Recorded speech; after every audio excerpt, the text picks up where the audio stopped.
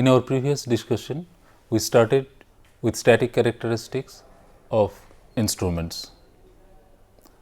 We discussed that there are set of desirable characteristics in the instruments and there are a set of undesirable characteristics in the instruments. The desirable characteristics like accuracy, sensitivity, precision, and the undesirable static characteristics we talked about are static error, dead zone, and drift.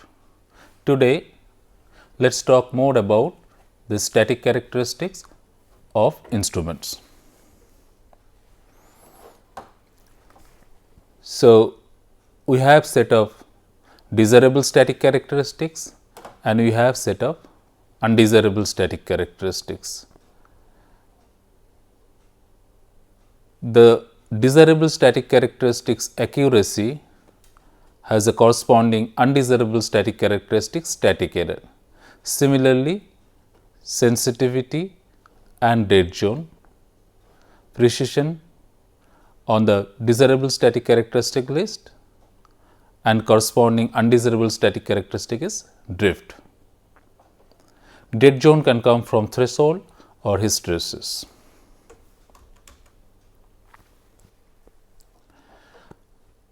We defined these terms in our previous lecture. Let us do a quick review. The range of an instrument is the lowest and highest values it can measure within its specification, while the span of an instrument is the high end of the range minus the low end of the range. For example, the lowest point of calibration, say A units, and the highest point of calibration is B units, that the instrument's range is specified as A to B, while instrument span is B minus A. Resolution is defined as the smallest amount of input signal change that the instrument can detect reliably.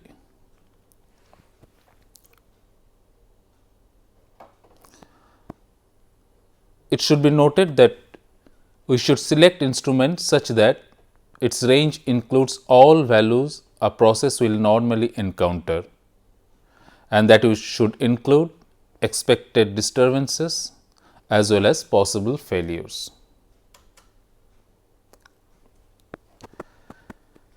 Accuracy. Accuracy of a measurement describes how close the measurement approaches the true value of the process variable. Accuracy can be expressed in many ways.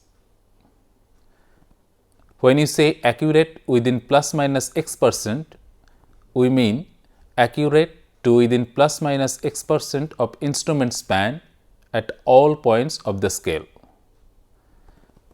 Accuracy can also be expressed as percentage true value. Percentage true value can be defined as measured value minus true value divided by true value multiplied by 100. Accuracy can also be expressed as percent full scale deflection. Percent full scale deflection can be described as measured value minus true value divided by maximum scale value multiplied by 100. For example, if a pressure gauge of range 0 to 10 bar has a quoted inaccuracy of plus minus 1% of full scale reading, then the maximum error to be expected in any reading is 0.1 bar.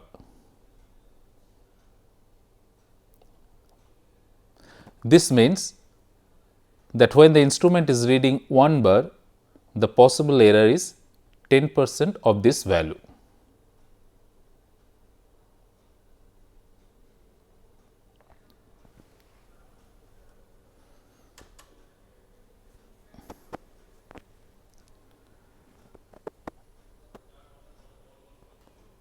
Corresponding to desirable static characteristic accuracy, we have undesirable static characteristic static error. Static error is defined as the difference between the true value of the quantity under static condition and the measured value, that is value indicated by the instrument. So, it is the difference between the true value of the quantity and the value indicated by the instrument, and we are talking about a condition which is not changing with time or changing very slowly, so that it can be considered static. Static error is expressed as plus A units or minus A units. So, true value plus static error is instrument's reading. If true value plus static error is equal to instrument reading, and if the static error is positive, the instrument will read high, and if the static error is negative, the instrument will read low. So, true value can be equated to instrument reading plus static correction. In other words, static correction is equated to minus of static error. A typical static error curve may look like this, while on x axis is the measured variable percent span, and on y variable I plotted static error, again expressed as percent span.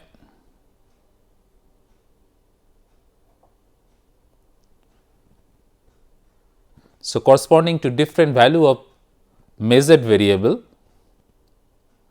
I can have an estimate of static error if I have this static error curve.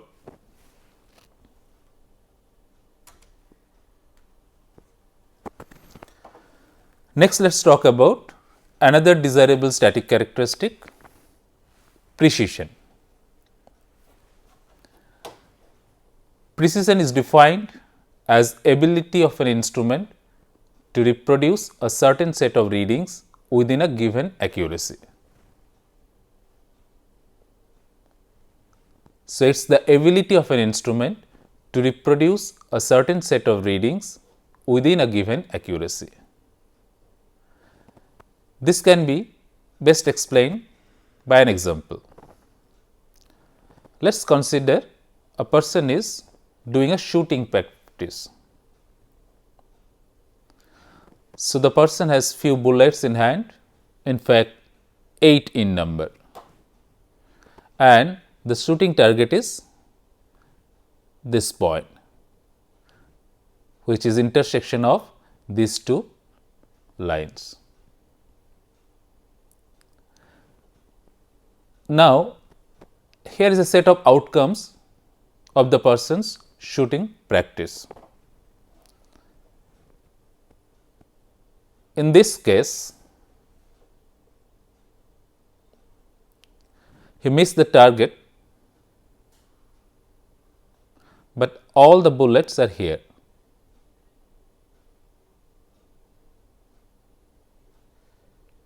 So, this is a case of high precision, but poor accuracy. Precision is high because all the bullets are together. So, there is ability to reproduce, but accuracy is very poor because the person couldn't even hit the target once. So, it is not necessary that an instrument is highly precise, will also be highly accurate.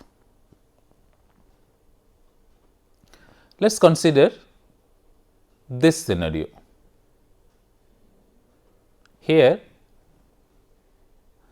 the bullets are all scattered. So, this is a case of poor precision, poor accuracy. In this example, each time the person has been able to hit the target exactly. All the 8 bullets have hit the center. So, this is obviously a case of high precision and high accuracy. Now, let us consider the last scenario. Here, the person has not been able to exactly hit the target even for once, but all the bullets are around here. So, you can say that this is a case where good average accuracy is there, but there is no precision. So, it is the case of poor precision, but good average accuracy.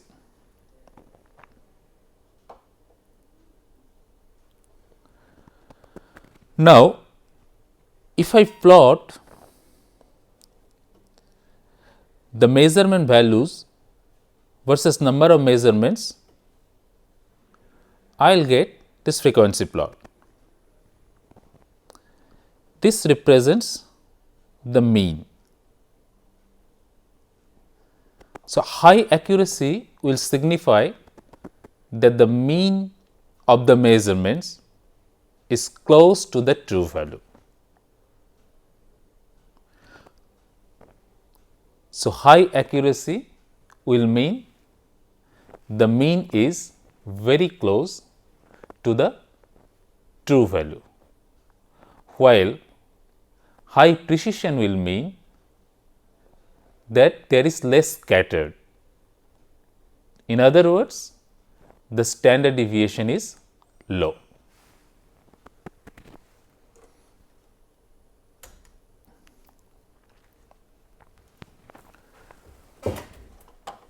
Let us define another static characteristic called static sensitivity.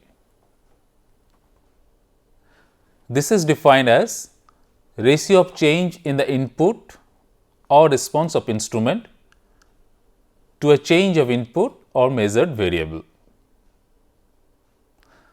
So, this is change in output or response divided by change in input or measured variable.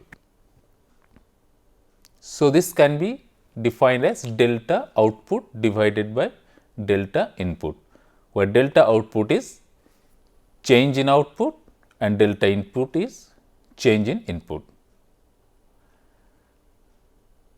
So, it is easy to recognize that this is nothing but slope of calibration curve. So, let us look at this calibration curve. This is a calibration curve for a linear instrument, where the input output follows a linear relationship. So, the slope of this curve or slope of this straight line, which is given by delta output divided by delta input, will be the static sensitivity of the instrument. This is a calibration curve for a nonlinear instrument, where the instrument input and instrument's output follows a nonlinear relationship. Here, the static sensitivity can be defined at different points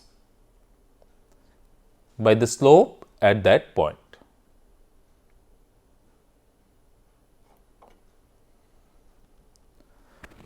Let us take this plot.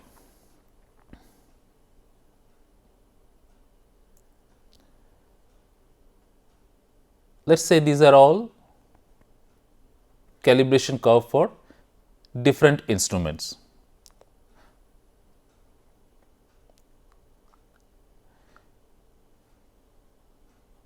It is easy to recognize that the sensitivity of this instrument is highest, next sensitive is this instrument, and last is this one, because the gradient is steep here compared to these two. So, delta output by delta input value is maximum here compared to this and then this. So, what should be the unit of static sensitivity? It is defined as delta output by delta input.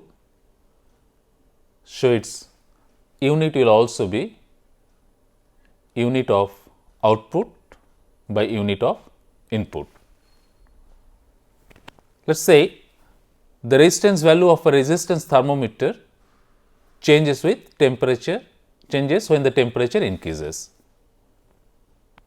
See, if we change the temperature, the resistance of a resistance thermometer will change. So, obviously, the unit of sensitivity for resistance thermometer will be unit of resistance divided by unit of temperature. So, it may be ohm per degree Celsius. So, for a mercury in glass thermometer, if mercury level moves by 1 centimeter, when the temperature changes by 10 degree Celsius, its sensitivity will be 1 centimeter divided by 10 degree Celsius. In other words, it is 1 millimeter per degree Celsius.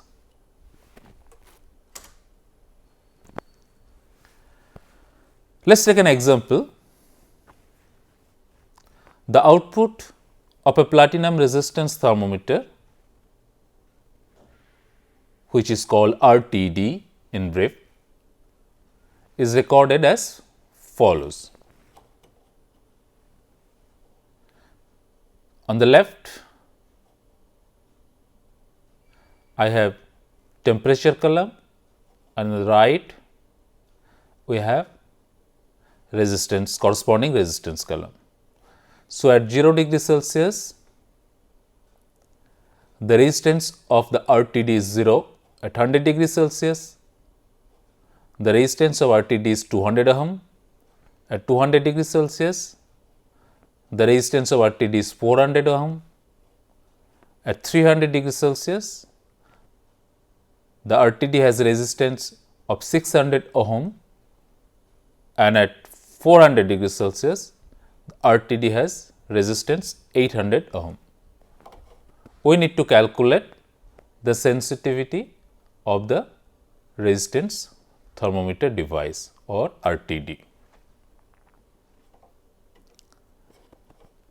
It can be easily done if we just draw an input versus output graph. So, I will make a graph of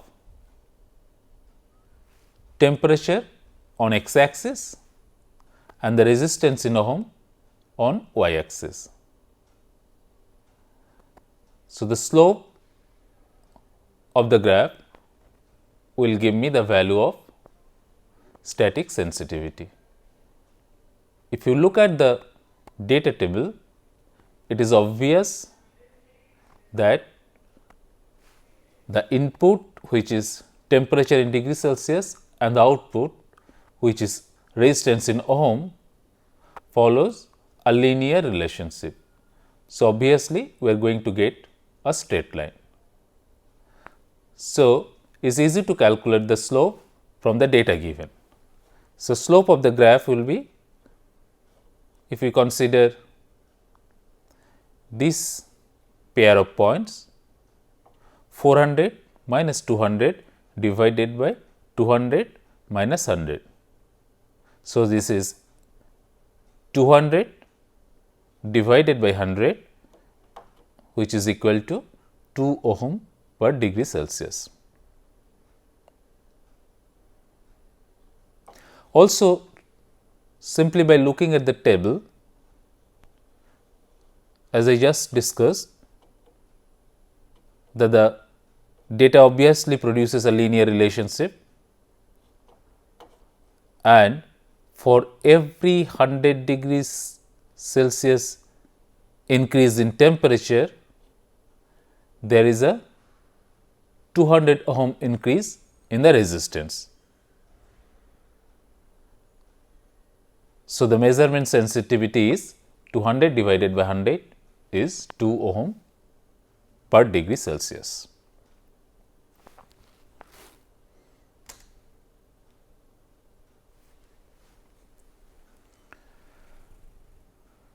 Next static characteristic we discuss is dead zone.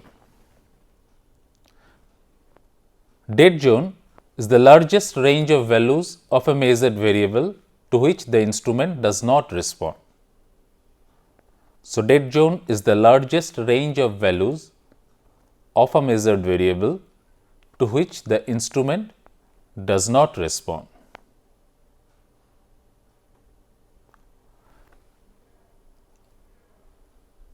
The hysteresis is the characteristic loop we find when the instrument is calibrated first in one direction and then in the other direction.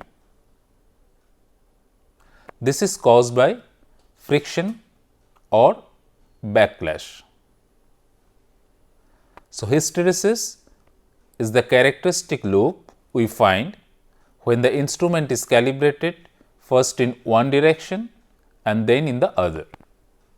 This is caused by friction or backlash.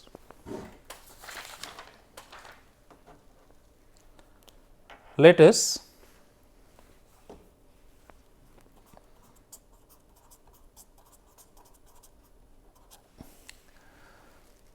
consider an instrument with a scale as follows. We have 0 at lower end and let us say 100 at high end. So, this is a pointer.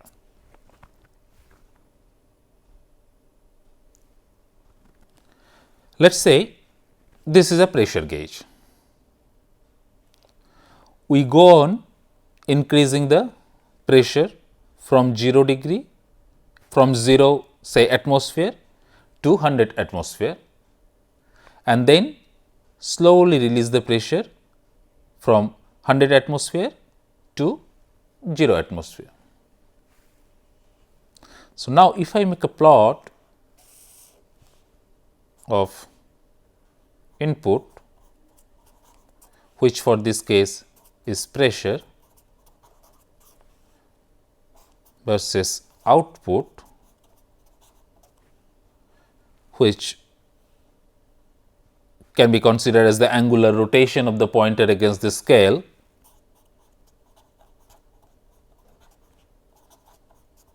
which is of course calibrated in terms of pressure units.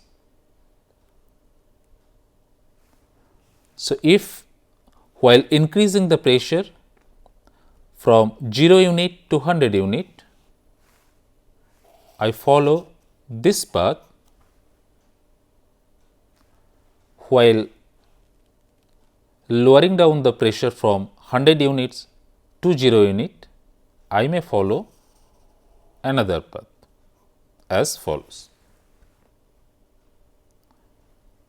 So, hysteresis is this loop. This is the non-coincidence of this loading and unloading curve.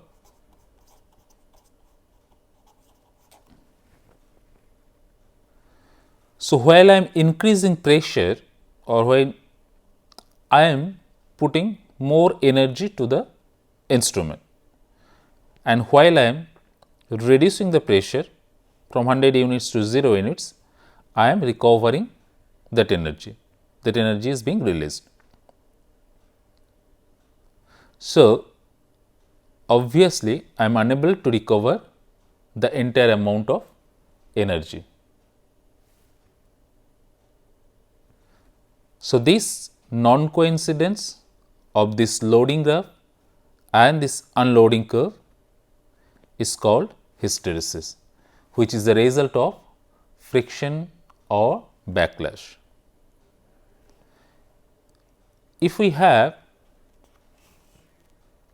a scale like say 0 at the middle and we have say minus 100 units at this end and 100 units at the other end.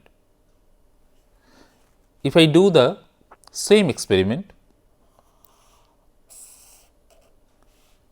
so if we start from 0, go on increasing up to 100 units, then come back to minus 100 units and then finally return to my initial starting point.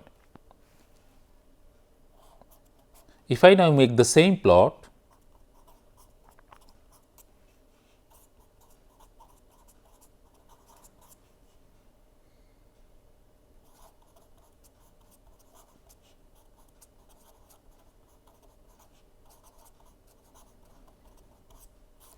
the plot will now look like or may look like, start from 0, I reach here, come back to this unit,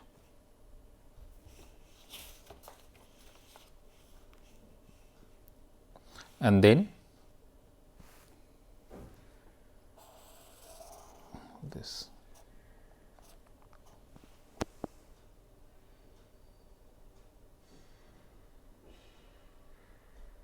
So, again this is the hysteresis loop.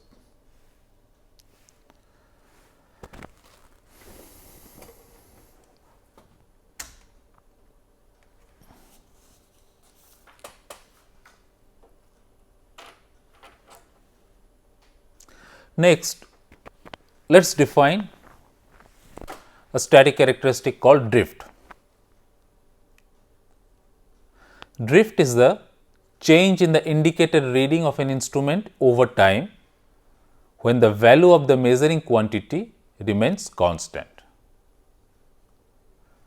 So, drift is defined as the change in the indicated reading of an instrument over time when the value of the measuring quantity remains constant. The drift can be classified as zero drift or zero error, span drift or sensitivity drift, and finally zonal drift, which is a combination of zero and span drift.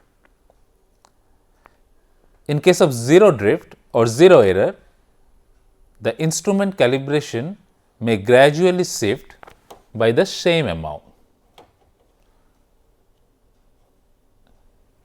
You can see that in some of the instruments, let us say a pressure gauge, when there is no pressure input to the instrument still shows a small positive value, which is a zero error. We should take a note of this zero error so that we can apply the correction factor to the measured value being indicated by the instrument. So, zero drift or zero error, the whole instrument calibration gradually shift by the same amount. It may be caused by permanent set or slippage.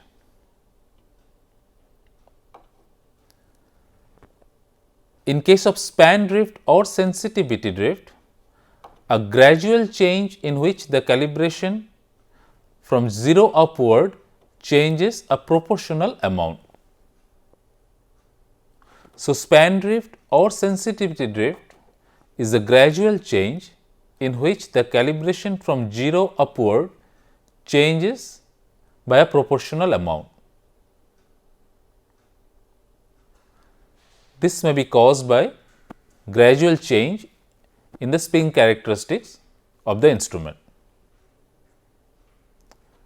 While zonal drift can be viewed as a combination of zero drift as well as span drift or sensitivity drift.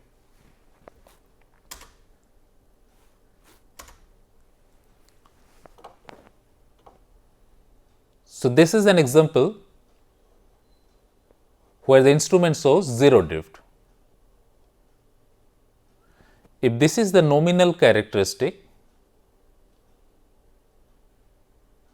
between input, for this particular case, let us say we are talking about a pressure gauge. So, pressure is the input and this is the output scale reading. So, if this is the nominal characteristic or the calibration curve when there was no zero error,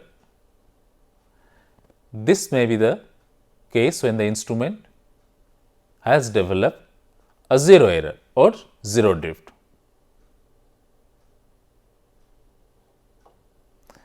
So, the whole calibration is shifted by this amount, which is the magnitude of zero error.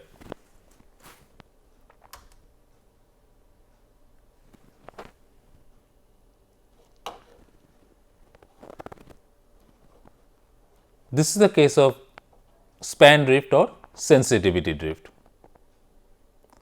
This is the nominal characteristic, while the characteristic with the sensitivity drift or the span drift shows a gradual change from 0 upward.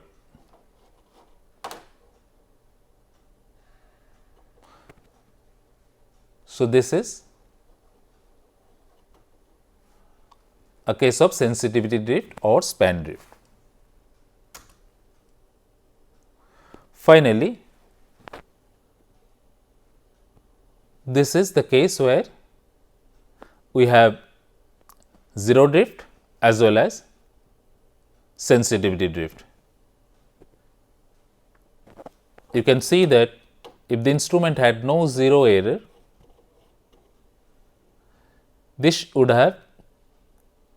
this point should have coincided with the origin, and if the instrument had no sensitivity drift but only zero drift, this line would have been parallel to this nominal characteristic line.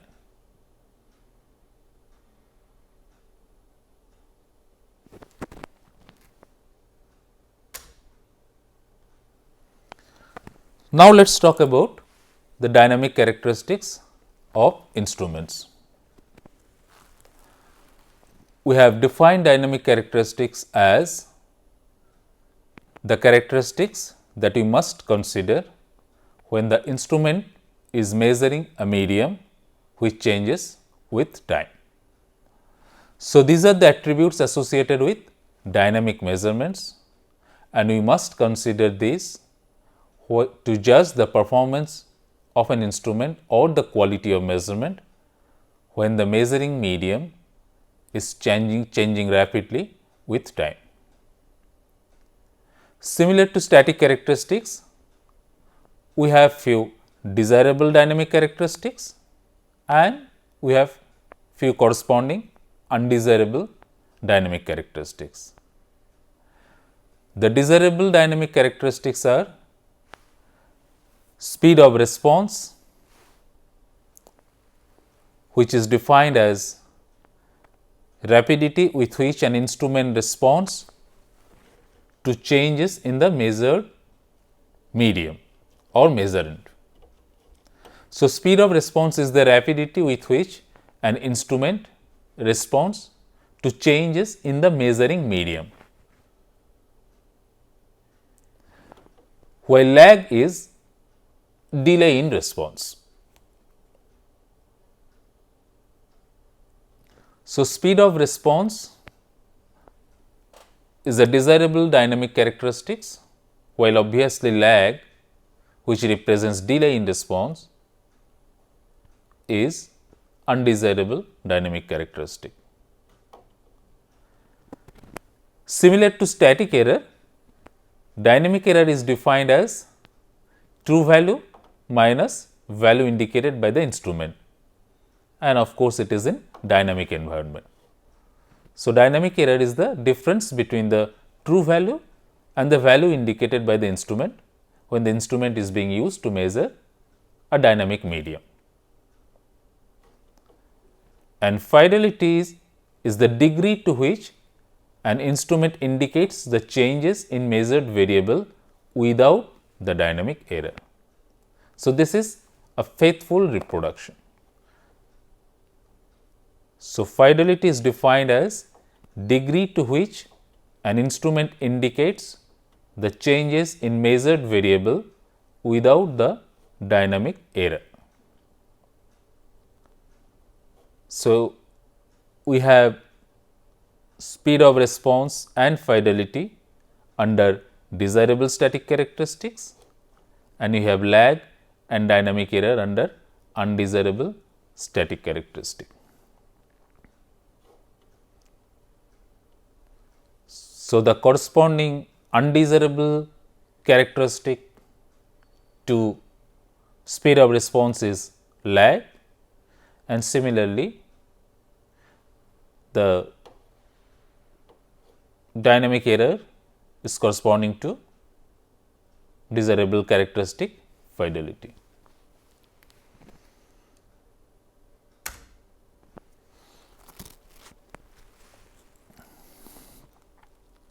Now,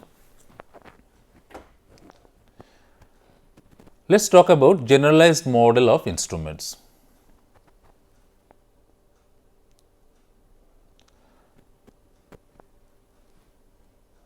We need a mathematical model to describe the behavior of an instrument. If we develop a mathematical model that relates the input output relationships, then you can solve that equation for known inputs to get what will be the output of the instrument. In other words, the dynamic response of the instrument can be studied if we have a suitable mathematical model for my instrument. An ordinary differential equation of nth order with constant coefficients can be considered to be a generalized model for any instrument. So, we can consider an nth order differential equation, ordinary differential equation with constant coefficients to be a generalized model for an instrument. So, this is an nth order in output, an mth order in input differential equation that can be considered to be a generalized model for an instrument. Let us define Q0 as output quantity, Q in as input quantity, and A, B are constant coefficients which are essentially combination of system parameters, maybe combination of physical parameters which are all being assumed to be constant. So, that all A's and B's are constants. So,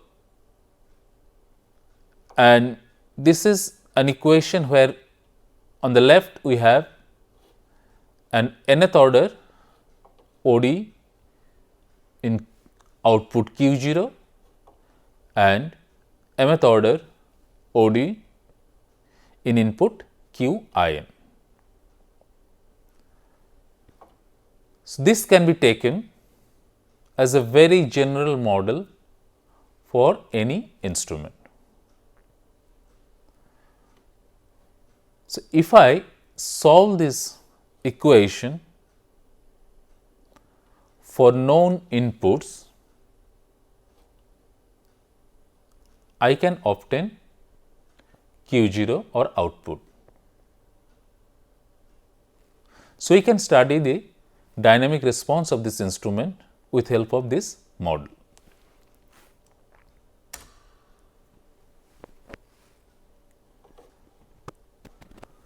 Now, it is not really necessary to represent the input as mth order ODE.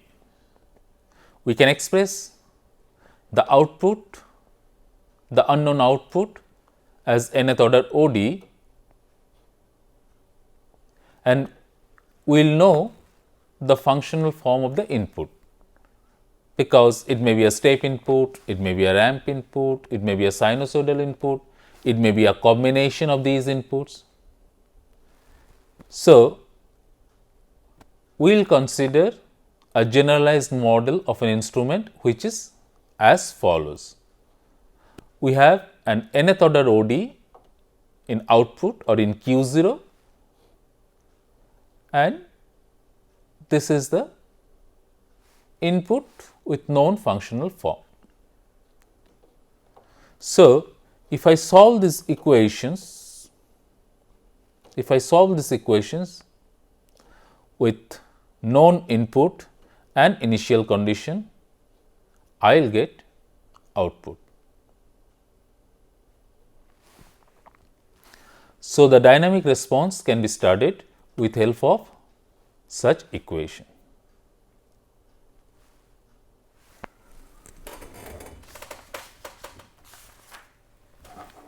So, now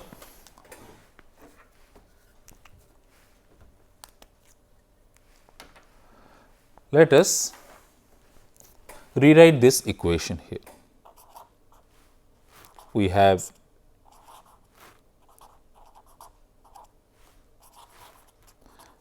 an nth order ODE in Q0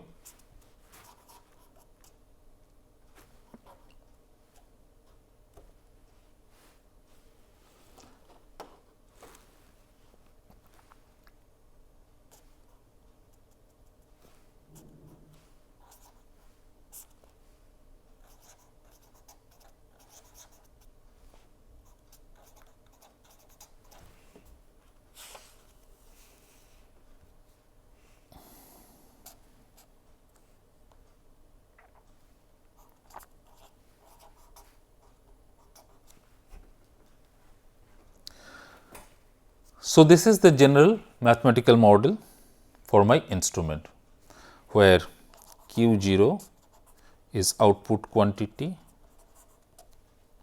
Qi is input quantity, and A, B are constant coefficients,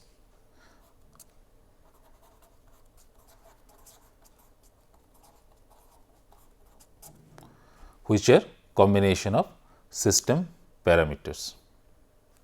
Now, if an instrument is described by nth order differential equation, we say that the order of the instrument is n. So, if the instrument is described by second order ODE or ordinary differential equation, we call the order of the instrument to be 2. For first order instrument, the instrument will be described by a first order ODE. Similarly, a zeroth order ODE, which is nothing but an algebraic equation, will represent a zero order instrument. So, let us first see how the zero order instruments model will look like.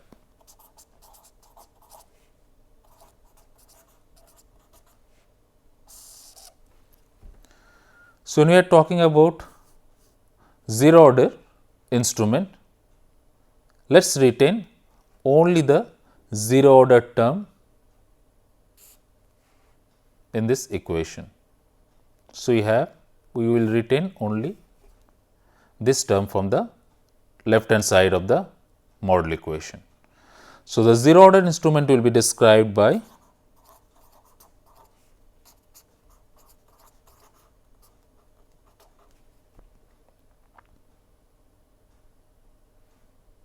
If we rearrange,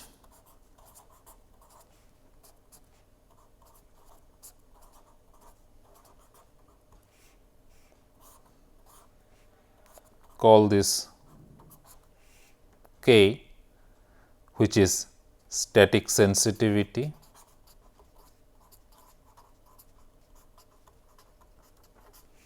also called gain. So, this becomes K into Qi.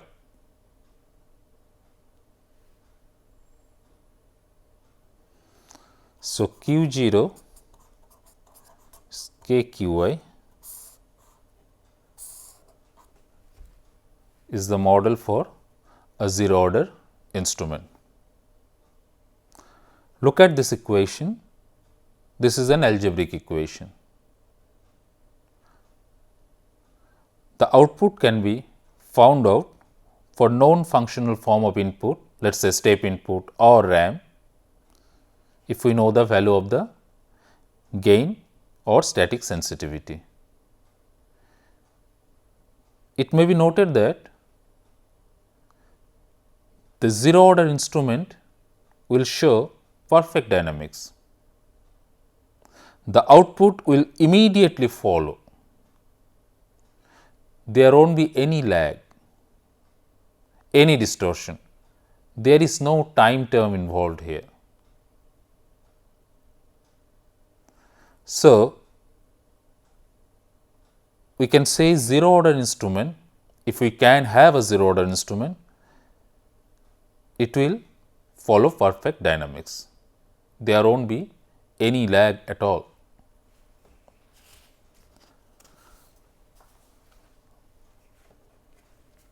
It is not easy to get a zero order instrument, but let us consider a displacement measuring potentiometer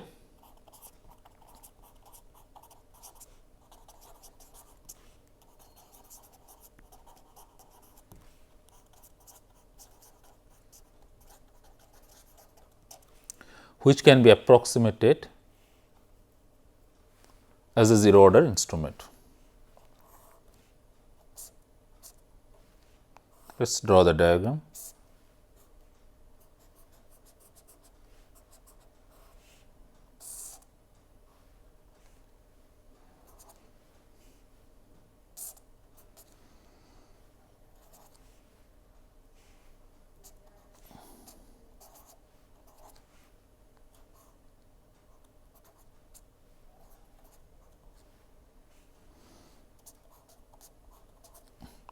Let this length be L.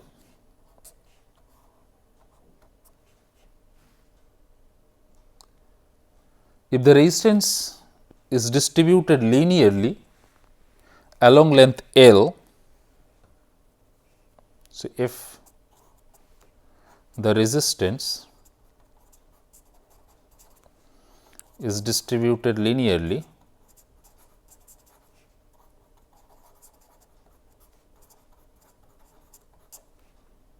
we can write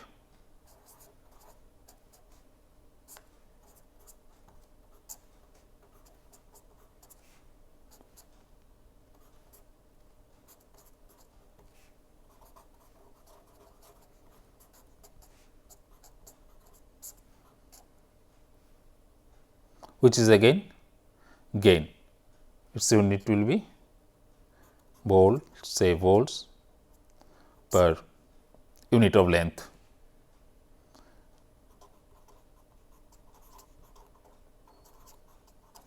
Maybe inch.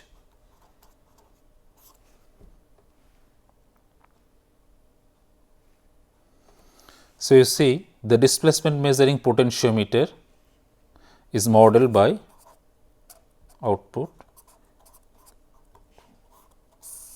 which is a zero order instrument.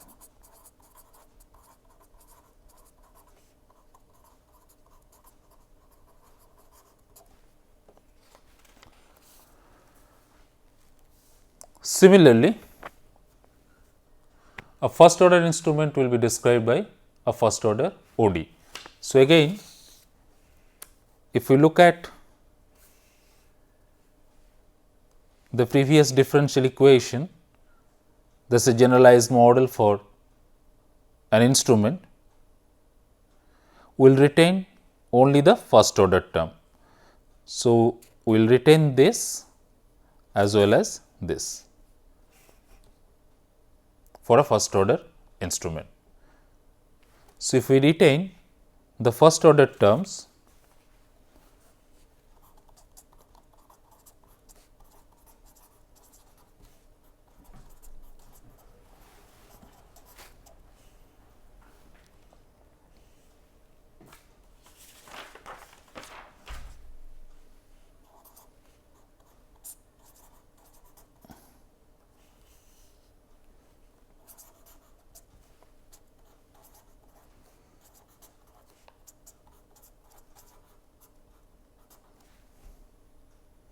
which is a first order differential equation, first order ordinary differential equation.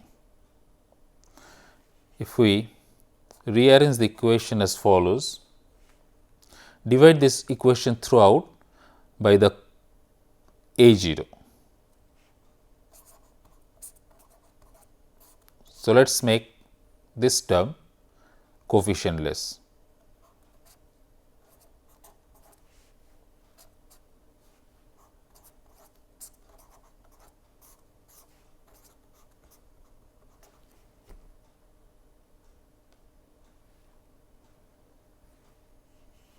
We have forgot the dq0 dt term here.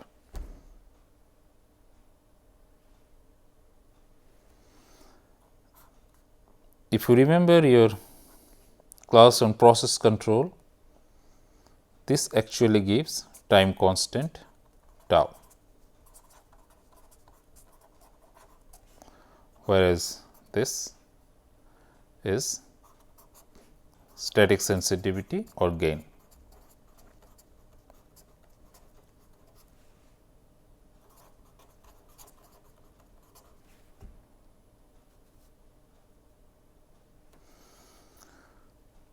So, we can write the equation as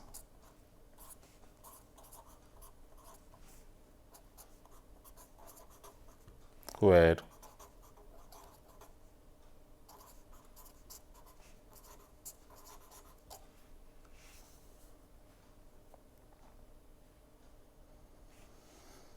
so if we rearrange as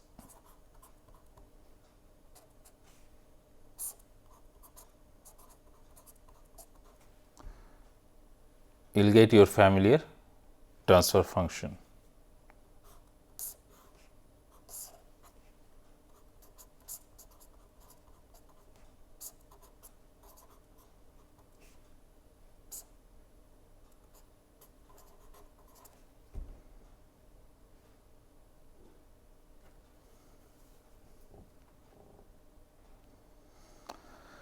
So, first order system will follow this model. For example, a mercury in glass thermometer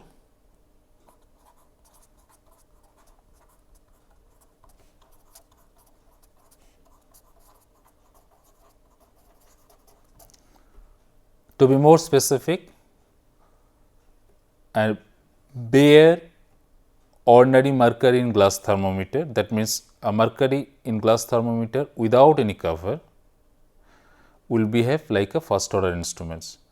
So, it can be shown by writing an energy balance equation or heat balance equation that the governing equation is first order and will look like this.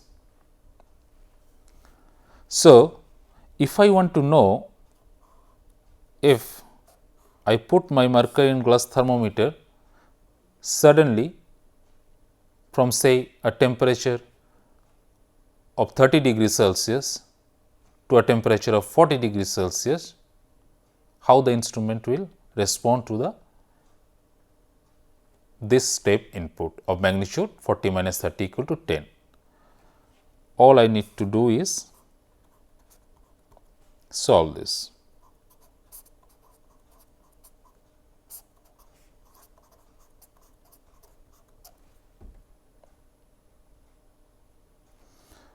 So, given the step input of magnitude 10, I now have the transfer function, or I have now the ordinary differential equations that describes the Mercurian glass thermometer, provided this tau and k, which are combination of system parameters, are known. I can determine what will be the output of the Mercurian glass thermometer, where the mercury level will rest in the scale.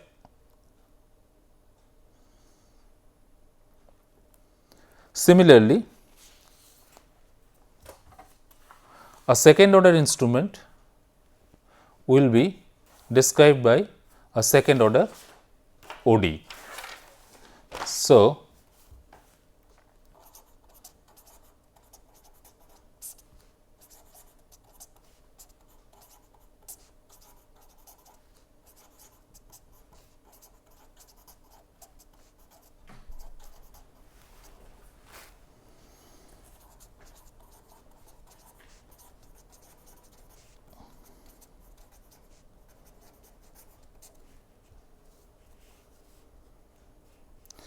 again let us make this term coefficientless.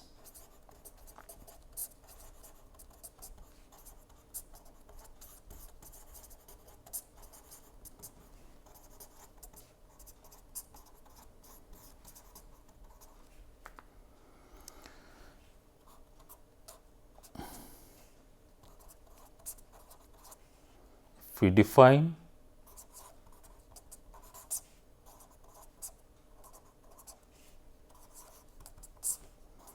the terms you are familiar with when you read the process control part of the course: usual static sensitivity, undamped natural frequency, damping ratio. So, these are three parameters which will, if we know, then a second order instrument can be solved for any given input. U2 manometer is a good example of second order instrument. How these instruments, whether it is first order instruments or second order instruments, will behave when these instruments are subjected to a known input, you are familiar with those responses, because the response of first order systems, response of second order systems for various inputs have been discussed in detail in the process control part of the course. So, the same methodology, same principles can be applied to determine what will be the dynamic response of an instrument, whatever its order be, very easily.